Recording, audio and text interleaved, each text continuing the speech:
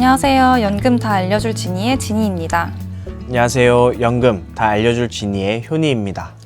효니님, 요즘 퇴직연금 가입자분들 상담 많이 다니시던데 가장 많이 받는 질문이 뭔가요? 요즘 국내 증시가 굉장히 좋잖아요. 그래서인지 수익률에 대한 관심들이 되게 많으신 것 같습니다. 근데 막상 운용하려면 어떤 상품으로 운용해야 될지 거기에 대한 고민이 특히 많으신 것 같습니다. 그러면 알아서 운용해주는 상품이 있으면 좋을 것 같은데 이런 상품이 있을까요? 바쁜 일상에서도 나의 퇴직연금을 알아서 운용해주는 자율주행 운용상품 TDF가 있습니다. 이거 들어본 것 같아요. 금융감독원에 따르면 매년 엄청난 성장세를 보여준다고 하더라고요. 23년도 말부터 25년도 말까지 연평균 약 36%씩 순자산이 늘어났대요. 오늘은 TDF에 대해서 알아보면 좋을 것 같습니다. 네, TDF는 타겟 데이트 펀드의 약자입니다. 흔히 생애 주기형 펀드라고 부르는데요. 쉽게 말하면 은퇴 시점에 맞춰서 자산 배분을 자동으로 조정해주는 펀드입니다.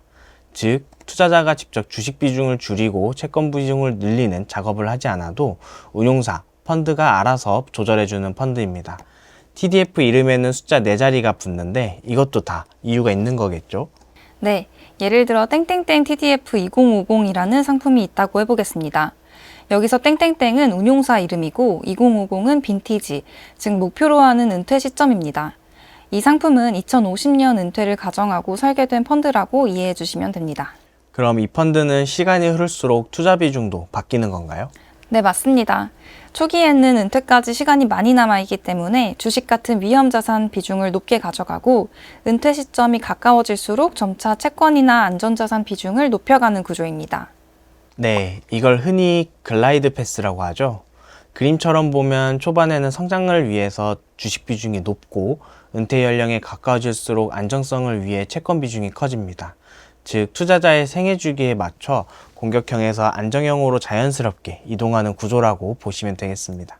네, 그렇다면 TDF의 장점은 무엇일까요? 먼저 은퇴 시점에 맞춘 자동 자산 배분입니다.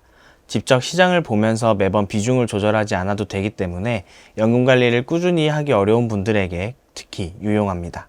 네, 그리고 글로벌 분산 투자를 한다는 것도 큰 장점인 것 같습니다.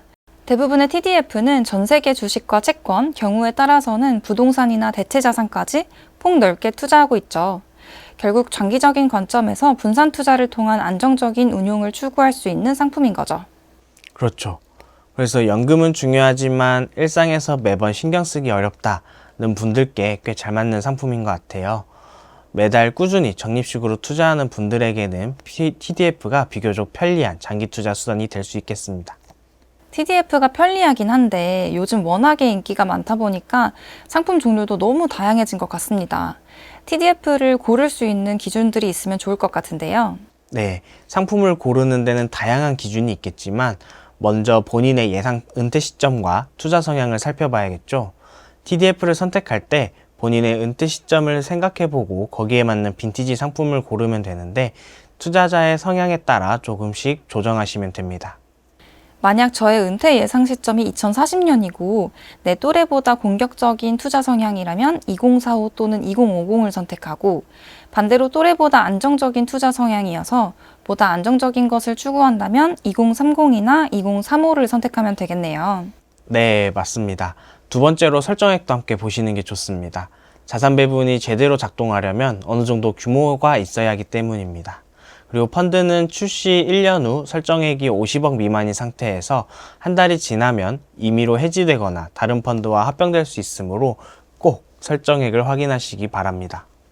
TDF는 글로벌 자산 배분 펀드이다 보니까 해외 자산에도 투자를 많이 할 것 같고 투자를 하다 보면은 환율을 어떻게 관리하는지도 중요할 것 같은데요.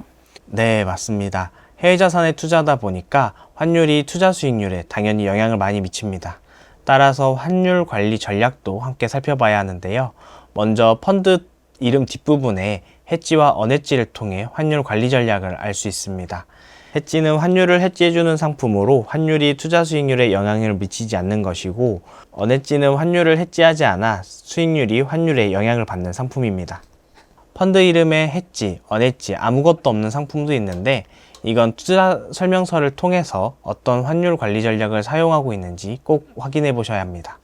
그리고 마지막으로 은퇴 시점 이후의 운용 방식도 중요할 것 같습니다. 은퇴 시점에 가까울수록 주식 같은 위험 자산 비중을 줄이는데 은퇴 시점 이후에는 어떻게 관리하는지도 펀드에 따라 다른 거죠? 그렇죠. 굉장히 중요한 부분인 것 같습니다. 상품에 따라 은퇴 시점 이후 위험자산 비중을 유지하는 경우도 있고 은퇴 시점 이후에도 지속적으로 위험자산 비중을 줄여나가는 펀드도 있는데요. 은퇴 시점 이후 위험자산을 지속적으로 줄이는 펀드는 은퇴 시점 전에 위험자산 비중을 조금 더 높게 가지고 있다가 점점 완만하게 줄여나가는 것이 특징입니다. 따라서 투자 기간에 조금 더 공격적으로 투자하고 싶으신 경우에는 은퇴 시점 이후에도 지속적으로 위험자산 비중을 줄여나가는 TDF를 선택하시면 되겠습니다. 네, DCIRP에서는 위험 자산에 대한 투자 비중이 70%로 제한되어 있는데 TDF는 위험 자산인가요? 그러니까 퇴직연금에서 얼마나 투자할 수 있을까요? 네, 적격 TDF인 경우에는 안전자산으로 분류되어서 100% 투자하실 수 있습니다. 적격 TDF란 은퇴 목표 시점까지 현금성 자산과 채권 자산 비중을 20% 이상 투자하고 은퇴 시점 이후에는 60% 이상 투자해야 하는 등의 요건을 갖춘 펀드입니다. 네, 은퇴 목표 시점까지의 자산 배분 기준을 정한 건데 최근에는 해외 특정 국가의 주식 채권 투자 비중이 80% 이내일 것도 추가가 됐죠.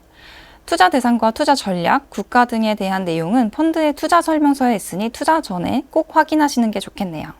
추가로 운용 수익률도 비교해야 되는데 운용 수익률은 단기 수익률만 보거나 특정 연도 수익률만 보는 것보다는 장기 수익률과 여러 연도의 기간별 수익률을 같이 비교하시는 것이 좋습니다. 지인님, TDF를 운용하는 회사가 워낙 많다 보니까 상품도 다양한데 한 번에 비교할 수 있는 꿀팁이 있으면 좋겠는데요. 네, 제가 팁을 하나 드리자면 펀드를 선택하실 때 운용 수익률과 펀드 보수 등의 정보도 함께 보시면 좋습니다. 편하게 조회할 수 있는 사이트가 있는데 바로 금융투자협회 전자공시 서비스입니다. 먼저 펀드 보수를 조회하려면 홈페이지 왼쪽 상단에 펀드 공시 메뉴를 클릭하시고 펀드별 보수 비용을 클릭하시면 됩니다. 그 후 검색 조건을 선택하셔서 검색한 후에 엑셀을 다운로드 받으시면 쉽게 조회할 수 있습니다. 두 번째로 TDF의 상품 수익률은 우측 중간에 보시면 연금상품 펀드 비교 내에서 연금상품 공시, 연금상품 상세 수익률을 클릭하시면 되는데요. 검색 및 엑셀 다운로드를 받으시고 엑셀에서 상품명에 TDF로 필터링을 하시면 수익률과 설정 금액, 순자산 등을 편하게 조회하실 수 있습니다. 연금상품 상세 수익률이 조금 더 많은 기간 수익률이 있으니까요. 참고하여 활용하시기 바랍니다. 이야, 이거 엄청난 꿀팁인데요. 오늘은 TDF가 어떤 상품이고 어떤 기준으로 선택하면 좋을지 TDF에 대한 정보를 쉽게 확인할 수 있는 꿀팁까지 알아보았는데요. 시청자 여러분께서 오늘 영상을 잘 보시고 연금 투자에 잘 활용하실 수 있었으면 좋겠습니다. 네, 연금 자산은 확실히 관심이 많을수록 노후가 든든해지죠. 바쁜 일상에서 신경 쓰기 어려우신 분들께선 TDF에 관심 가지시면 노후 대비에 도움이 될 수 있을 것이라고 생각합니다. 다음 시간에도 유익한 내용으로 찾아뵙겠습니다. 감사합니다. 네, 감사합니다.